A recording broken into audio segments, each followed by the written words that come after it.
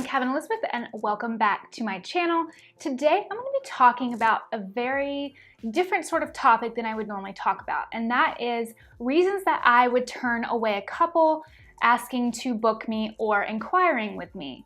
Now this is something that I very rarely do, but there are some reasons that I would turn away a potential couple, and I'm going to get into those today. So I recently had a bride ask me what would make it seem like a couple wasn't a good fit for you.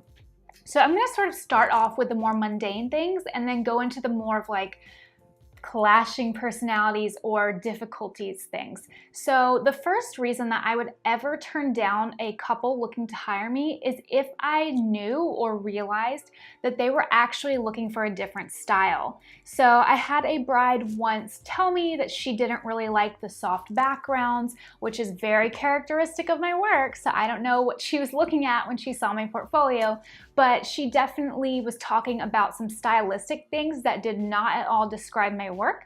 And like most established artists, I am not going to change my style for a wedding couple. I might be flexible on my style if I'm shooting for a brand, but not for a wedding couple. They hire me for my style and my artistry, and that is something that they need to be very certain about before hiring me. So I did have to turn this bride away because I knew that I wasn't going to be able to give her what she's looking for. So in this sort of case, it's more me doing them a favor, whether they just didn't look closely enough at my work, or I don't know, like there was some sort of disconnect.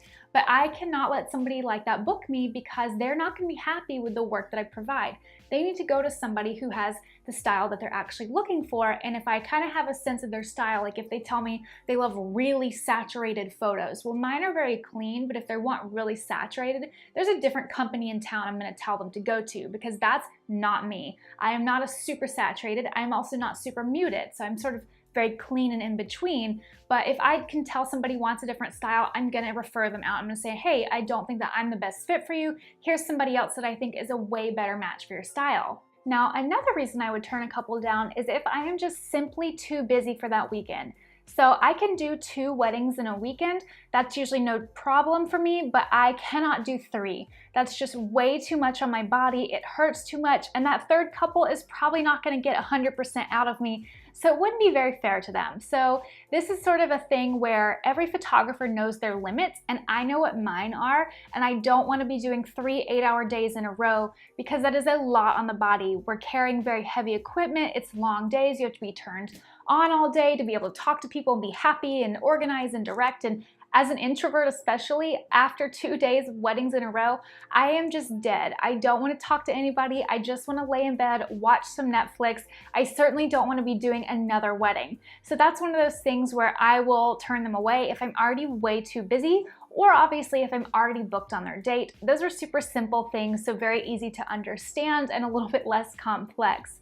Now, another reason that I would turn somebody away is if I can tell they are never going to be happy with anything. So I have had a couple in the past tell me some things where they were saying, oh, we like this in photos, we don't like this, we like this, we don't like this, we want to do this, we want to do that. And after listening to them say all of these things, I got a really bad feeling about them.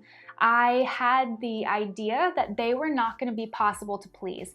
Anything I was going to do was never going to make them happy enough, and I didn't want that. I will never allow myself to get in a position where I am set up for failure. So there are just some people in this world that can never be happy with anything. And if I feel like I've got a couple like that, and let me just say, it kind of takes a lot for them to do for me to think that. So I've only ever thought this once in 5 years. I am going to turn that couple away, and I'm going to do so nicely. I'm going to say something like, I just don't think that I can do what you're looking for. I want to make sure that you're happy, and so I would recommend going elsewhere. I am not going to take on somebody who seems like they're going to be extremely unpleasant or controlling to work with. That's not my sort of job. A lot of people will say, oh, it's not personal, but to me, in my work, it is very personal. I like to make connections with my couples. I like to become friends with them. That's just how I like to work. And as an owner of my business, I can choose that I can dictate my life and my business that way. So for me to come across a couple who seems very difficult or very, very hard to please, I'm really not going to take that on because I don't want to bring extra stress into my life. I already have a lot of stress and anxiety to begin with. Running a business is hard and I've always just been an anxious person. So I'm never going to have somebody book me that is going to be extremely difficult to please. That's just not something that is for me. Other people might not mind it. They might not be upset about the couple being unhappy with every single thing, even though it has nothing to do with the photographer. There are just some people in this world who don't like anything, and I'm never going to take on a client like that. And usually it's pretty obvious who that is, but again, I've only had that happen like once in 5 years, so I guess that I just attract people who are really kind and easier to please and just kind of understand that I know what I'm doing and trust me to do my job. Now, this has never been the case for me, but I have had friends in the industry who are planners, photographers, whatever, and they have had couples that have actually booked them and then turned into, I hate to say the word nightmares, but just turned into not being a good fit after the fact. And that usually happens when the couple seems great at first, you book them, and then they start really throwing things your way. Like they start being really rude, really demanding, or they hate everything you're doing, they're unhappy with everything, and they're making the vendor's life miserable because the vendor is doing the work that they're always doing, but something happened in this couple where, again, some sort of thing where they can't be pleased. So a lot of these vendors, what they'll do is they will let the client go. They'll typically give them back all their money, even though they've spent a lot of work with them, because in this business, if we're only taking on maybe 10 to 20 weddings a year, we want to make sure that we're taking on clients who love and appreciate us, and we love and appreciate them. So if somebody starts making a person's life really, really difficult and they're stressing all the time about it, sometimes it is just not worth the money, and the couple might be better suited with somebody else. It's unfortunate that that didn't get caught in the beginning, but sometimes people change. I've had some couples, and I didn't end up turning them away because it was too late for that, but some couples who seemed really nice and friendly when I booked them, and then they turned into really rude and mean people, and that was really hard to deal with. I don't like working with people who are not nice to me. It makes my job suck, and it makes me hate my life. So I want to work with nice, kind, friendly people, and if I were to ever get in a situation again where a bride or a groom was just being really kind of hateful or really extremely difficult and I had already booked them, I would probably have no problem saying, hey guys, I just don't really think this is working out.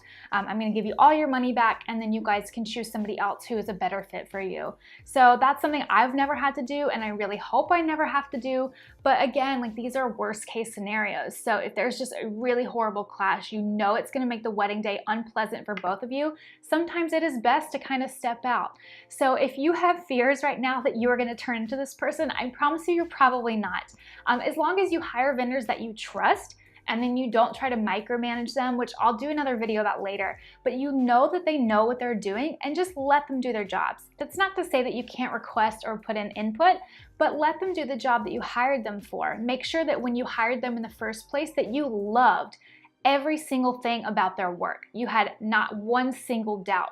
You should be 100% sure of your decision to hire whatever vendor that you are hiring. So that is a great way to make sure that you are never going to be unhappy with them or start micromanaging them. Now, if you know that you have a controlling personality, I would say really try to work on it. The vendors, if they are starting to be controlled, they are no longer able to do the kind of work that you hired them for.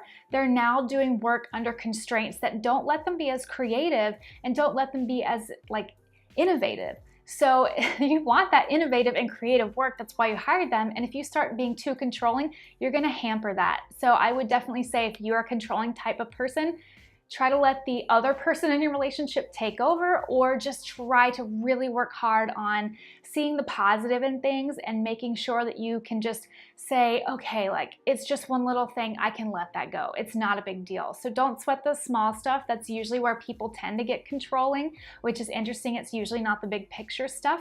So don't sweat the small stuff. They're all little tiny details. And I always say the perfect wedding, as in every single thing went to plan, that's not a very fun story.